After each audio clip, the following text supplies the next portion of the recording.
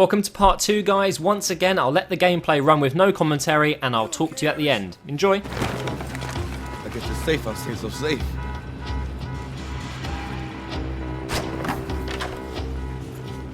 Tuso, on the move.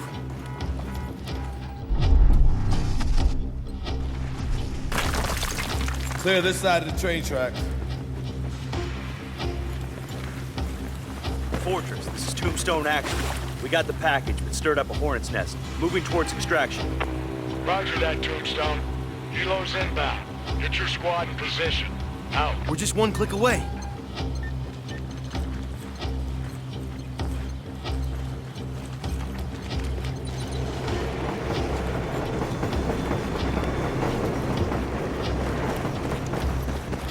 That's the building. It's more like half a building. Yeah. 2 smokestacks. Straight across. Let's go.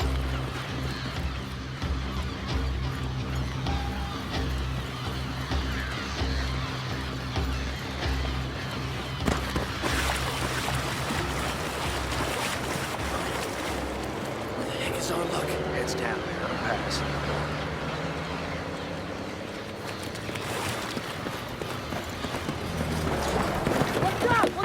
Fuck, look, they seen us. Gotta deal with that. Affirmative. I'll draw his fire. You flank him, right? Just say when, partner. Okay, firing.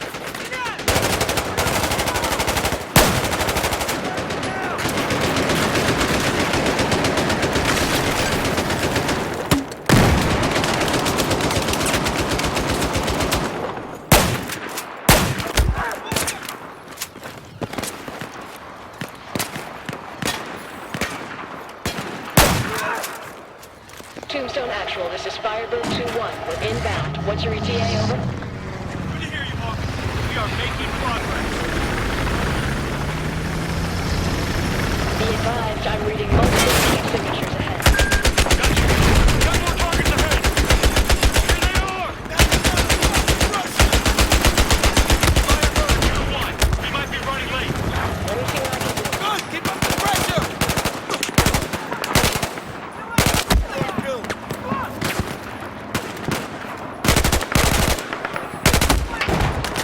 Let him have it. Kill confirmed. Step B. Firing.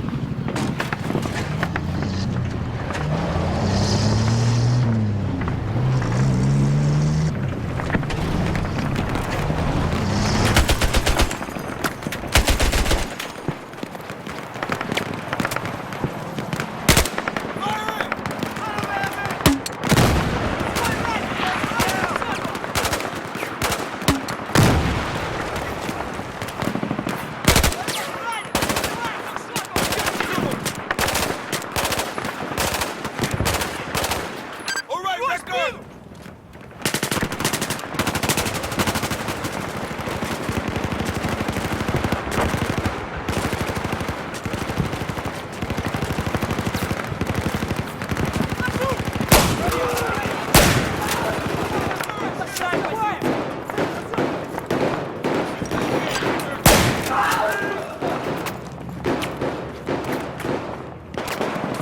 I'll cover your dance. Just send me targets. Got that record? Designate target.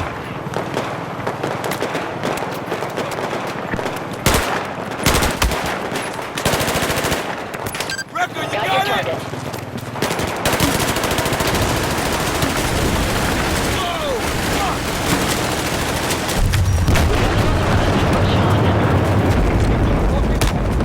You know we're down here, right? We're pretty danger close.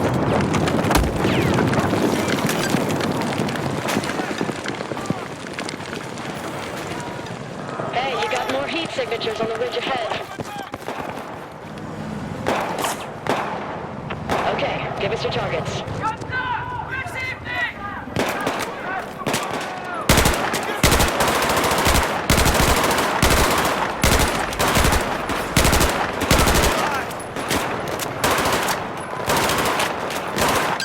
Copy that. Engaging.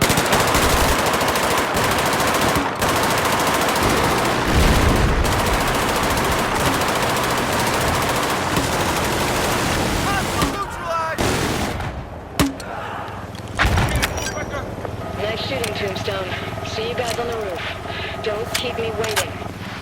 Roger that. We'll be there.